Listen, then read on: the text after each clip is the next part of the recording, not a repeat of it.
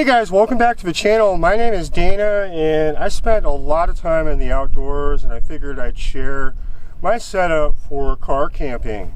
Now I like to keep things really simple. This is not my only vehicle. I do have a 2007 Jeep Rubicon, which I do use on a lot of my trips.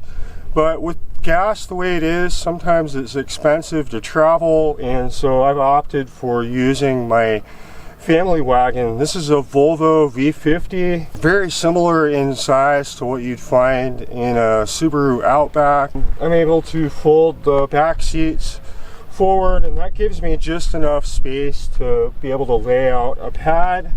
I use a King Chi mattress pad here that just rolls out. It's fairly thick, very comfortable. I've got a wool blanket, and then I've got a 0-degree sleeping bag, which I bring with me.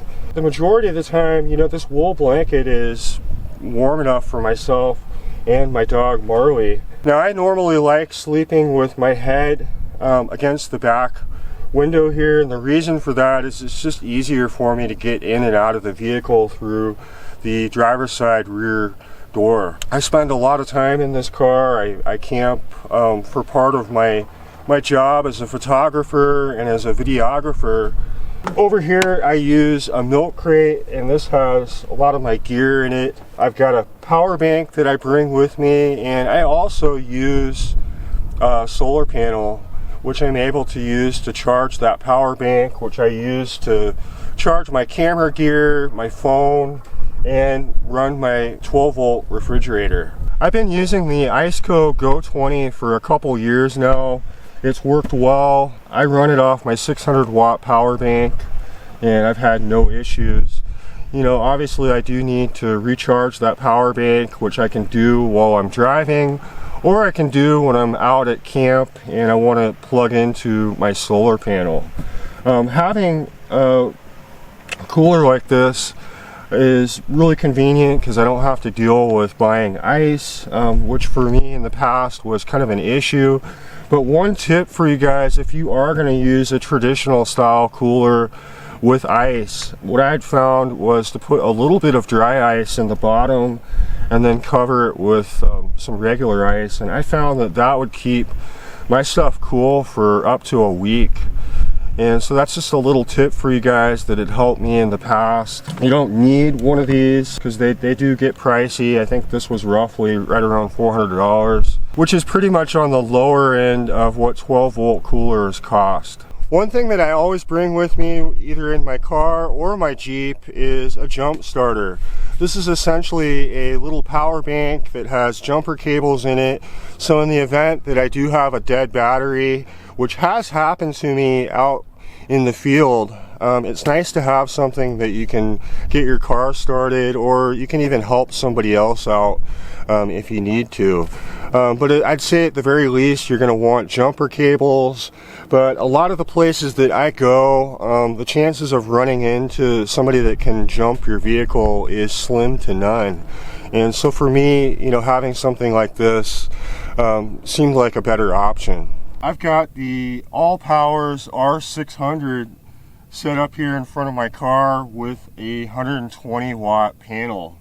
Now this does take a while to recharge, but if you're at a campsite, you know, for a couple days, you can leave this running, you know, all day in front of your car, and that's going to charge this up. And I use it primarily to charge my camera gear, run my light kits for night, and you know, charge anything else that I need, as well as running my 12-volt cooler in the back of the car here. And so far this has worked out pretty well for me. I'm pretty happy with its output. I use it probably a lot more than your typical user just because I have those lights that I run at night, and I have a lot of camera gear that I need to charge this with. As far as cooking goes, I really like to keep things simple. I don't bring a lot of perishable items. I'll do things like sandwiches, canned good. I like chili. I like cheese. Sometimes I'll make quesadillas. I really just try to keep things simple. Really cool bag here. And this literally has everything in it. It's got a cutting board. It's got just about any kind of utensil you would possibly need for cooking, and knives, forks, spoons, scissors, literally anything that you would need. And you know, it comes in this little compact bag here. It's worked out really well for my camp kit. As far as places to stay, I usually end up on BLM land. I don't do campgrounds. I don't do, you know, Walmart parking lots. That's really not the kind of camping that I like. But I definitely don't let a dirt road deter me from exploring it. I'm careful. You know, I realize that I've got a low ground clearance vehicle, so I look out for rocks. And I really take my time. If you're in a hurry, that's when mistakes are going to happen. You just have to tell yourself, you know, you're not in a hurry. Slow down, enjoy the scenery, and just try to find a spot that's fairly flat and off of the road. I really hope I was able to share my experience in using my car for camping. I hope you guys were able to get a few tips out of it that were helpful. And the main takeaway is just to get out there, you know, learn what you need to bring, what you don't need to bring, and just practice, essentially. You know, I've learned a lot in the past years, you know, camping out of vehicles. I've really, you know, traveled a little more minimalistic. I think for me, that's the key. But let me know in the comments what you guys think, what kind of stuff you guys bring, what kind of vehicle you're camping out of. I'd like to hear.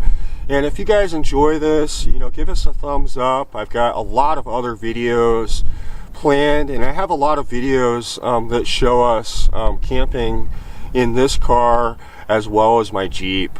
And so I appreciate it, and I look forward to seeing you guys in the next video. I feel you.